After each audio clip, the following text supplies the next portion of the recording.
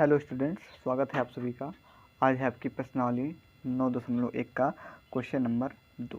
चलिए देखते हैं इसमें क्या कह रहा है। देखिए सेम जो दूसरा नंबर है वो भी सेम पहले नंबर के जैसे, बस थोड़ा सा अंतर। चलिए समझते हैं क्या अंतर है। देखो इसमें कह रहा है कि सिद्ध कीजिए कि यदि सर्वांगसम वृत्तों, मतलब सर्वांगसम कब होंगे, सर्वांगसम हमको दिखा पाएंगे। सर्वांगसम मतलब अगर कोई दो वृत्त को हम सर्वांगसम दिखाते हैं तो ये हमने दो वृत्त बना दिए, ठीक है। तो सर्वांगसम वृत्तों की जीवाएँ, जीवा, तो चलिए जीवा खींच लेते हैं, साथ साथ करते भी जाते हैं। चलिए दो जीवा खींच लेते हैं। तो देखिए एक ये खींच ली है, इसी प्रकार दूसरी भी खींच लेते हैं। तो ये देखिए दूसरी भी खींच ली हमने। फिर देखिए इसके बाद क्या कह रहा है कि वृत्तों की जीवाएं उनके केंद्रों पर, केंद्र मतलब ये तो केंद्र होते हैं, तो ये आपके क्या है, केंद्र है, ठीक है। तो केंद्रों पर बराबर कोण अंतरित करते हैं, मतलब कोण अंतरित करते हैं, तो कोण बनाती हैं। तो इसको हम एक कोण इस प्रकार इसे बना लेते हैं, इसको त्रिज्या इसके जिस प्रकार से, ठीक है, तो कर लेते हैं इसको। तो देखिए ये आपका बन गया है, ठीक। इस प्रकार इसी प्रकार दूसरे को भी कर लेते हैं, इसी प्रकार दूसरे को भी कर लिया है, ठीक है।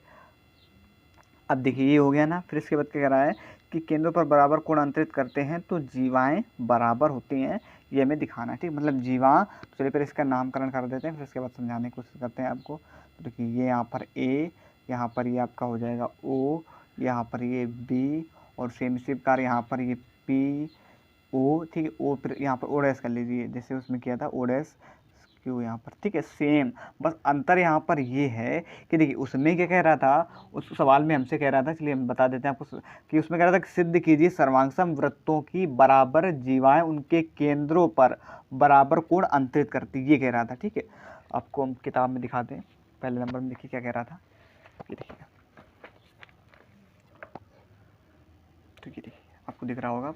तो देखो इसमें पहले नंबर में क्या कह रहा था, ये देखिए, याद कीजिए कि यदि उनकी त्रिज्याएं बराबर हों, सिद्ध कीजिए कि सर्वांगसम वृत्तों की बराबर जीवाएं उनके केंद्रों पर बराबर कोण अंतरित करती है। मतलब जो बराबर कोण अंतरित करती है, मतलब जो उनके केंद्र हैं, तो टोटल कोण का वो पूरा में बराबर दिखाना था, ठीक है। लेकिन इसमें क्या कह रहा है, दूसरे नंबर में ये देखो दिया गया, इसमें बता दें, इसमें कह रहा है कि उनके केंद्रों पर बराबर कोण अंतरित करें तो जीवाएं बराबर हैं। तो हमें इसमें ये सिद्ध करना है कि इनके जीवा जो हैं बराबर हैं। तो जीवा कौन कौन सी, इसलिए अब जीवा देख लेते हैं।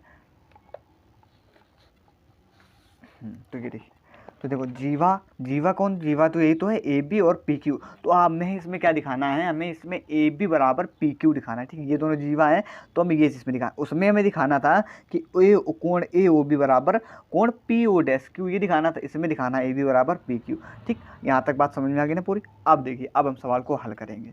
अब आपको ध्यान से देखना है। तो देखिए सबसे पहले अपना वही नियम जो दिया गया है वो लिख लेते हैं, ठीक। सेम वैसे सवाल रहेगा, बस थोड़ा जहाँ जहाँ अंतर होगा हम आपको बताते जाएंगे, और अभी आपको बता भी दिया है, ठीक है। तो दिया है, देखो दिया क्या दिया गया है हमको, हमको पता है कि जो ओ तथा ओ डैश, ठीक है, ओ डैश केंद्र वाले, किसमें, केंद्र वाले सर्वांगसम है ना। तो सर्वांगसम, यहाँ पर आप सर्वांगसम का चिन्ह भी बना सकते हैं, सर्वांगसम, सर्वांगसम वृत्त में, ठीक है, वृत्त में, ठीक है। ए वृत्त में क्या है, हमें इसमें देखो ए बी बराबर पी क्यू, इसमें हमें चीज़ दिखानी है, ठीक है। तो इसमें आपका क्या हो जाएगा, जो कोण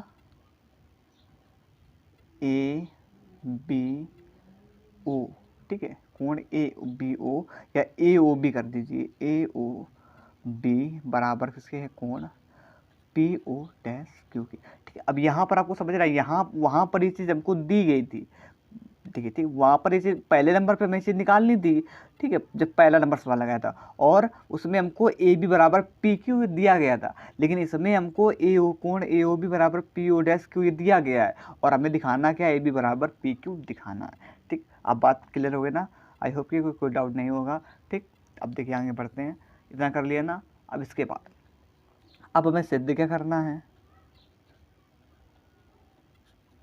तो सिद्ध करना है हमको, क्या सिद्ध करना है, हाँ, अब हमें यहाँ पर क्या सिद्ध करना, अभी बता चुके कि इसमें देखो ऊपर फिर से पढ़ते हैं, तो जीवाएं बराबर होती हैं, ठीक है। हमें जीवा मतलब बराबर दिखाने हैं, तो ए बी और पी क्यू है, तो दोनों जीवा हैं, जीवा जो केंद्र से होकर ना जाए, केंद्र से अगल बगल से जाए, वही क्या होती है, जीवा होती है। तो हमें सिद्ध करना है ए बी बराबर पी क्यू, ये चीज़ हमको सिद्ध करनी है, ठीक, इतना क्लियर हो गया ना। फिर अब सिद्ध करना है यहाँ पर। अब यहाँ पर हम इसको क्या नाम सिद्ध कर लेते हैं, तो यहाँ पर डाल लेते हैं सिद्ध।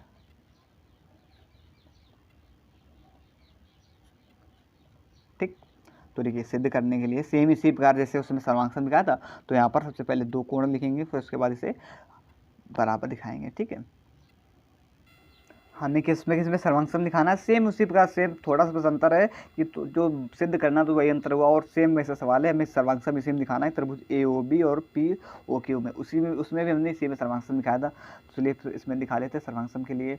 तो देखिए, तो त्रिभुज ए ओ बी हमने लिख लिया है तथा त्रिभुज किसमें पी ओ क्यू में, तो सेम इसी प्रकार इसमें भी हो जाएगा। इसमें देखिए देखो जो ए ओ ए बराबर किसके ओ डैश पी की इसके बराबर है, तो सेम यहाँ पर लिखेंगे वही चीज़, क्या लिखेंगे कि जो ओ ए है वो बराबर किसके है ओ पी के बराबर, और ये चीज़ हमको दी गई है, तो दिया है। ठीक, सेम इसी प्रकार दूसरा जो त्रिज्या उसमें देख लेंगे कि जो ओ बी बराबर किसके ओ क्यू के बराबर है। चलिए वो भी चीज़ लिख लेते हैं कि जो ओ बी बराबर किसके है ओ क्यू के बराबर है, और ये भी चीज़ हमको दी गई है। ठीक, सर्वांग के लिए तीन चीज़ों को दिखाना होता है बराबर, तो अभी हमने दो को दिखा दिया है, तो एक को और दिखाते हैं। तो एक जो हमें ऊपर से देखो दिया गया, ऊपर से क्या दिया गया, तो वो जो कोण ए ओ, ये कौन सा था, कोण ए ओ बी बराबर कोण पी ओ क्यू के, तो उसको भी सर्वांग बराबर दिखा देंगे। तो कोण ए ओ बी बराबर किसके कोण पी ओ क्यू।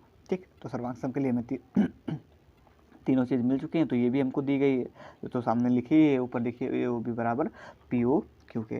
ठीक, तो सर्वांग के लिए हमें तीनों चीज़ें मिल चुकी हैं, तो अब हम सवाल को अब हम आराम से सर्वांग दिखा सकते हैं। तो ये क्या है आपकी साइड भुजा, ये क्या है साइड भुजा, और ये क्या है एंगल, ये कोण है, क्यों, ठीक है कोण है। ठीक, अब हम यहाँ पर क्या कह सकते हैं कि एस ए एस, ठीक है, आप आगे पीछे भी लिख सकते हैं, एस ए एस सर्वांग समता के नियम से त्रिभुज ए ओ बी त्रिभुज सर्वांग है त्रिभुज पी ओ क्यू के। ठीक, बात क्लियर हो गई ना। चलिए कर लेते हैं उसको।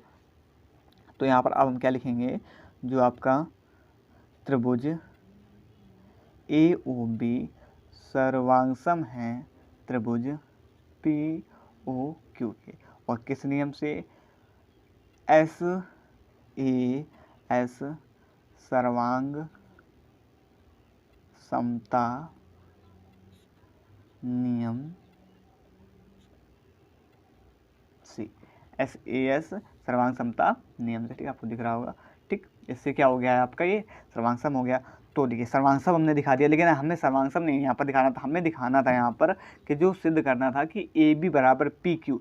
तो अब हम यहाँ से आराम से ए बी बराबर पी क्यू दिखा सकते हैं, क्योंकि हम आपको बहुत बार बता चुके हैं कि अगर हम किसी दो त्रिभुज या यहाँ पर त्रिभुज होते तो त्रिभुज यहाँ पर वृत्त दिए गए हैं, तो यहाँ पर चलिए त्रिभुज है, तो अगर हम दोनों त्रिभुज को बराबर सर्वांग सम दिखा चुके होते हैं, तो इसकी सारी जो भुजा, सारे कोण, सारे शीर्ष लंब कैसे हो जाते हैं, बराबर हो जाते हैं। तो अब हम यहाँ पर तो ये भी जीवा भी ये भी बराबर हो जाएगा। अब हम यहाँ पर आराम से कह सकते हैं जो ए बी बराबर किसके हो जाएगा पी क्यू के। लेकिन इसको दिखाने के लिए कौन सा नियम लगता है, नियम लगता है सी पी सी टी का, जिसका फुल फॉर्म होता है corresponding part of congruent triangle, सर्वांग सम त्रिभुज के संगत भाग। ठीक, बात क्लियर हो गई ना।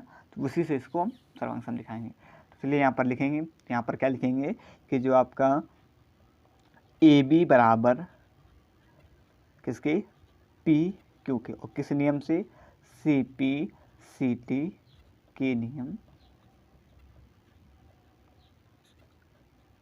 से।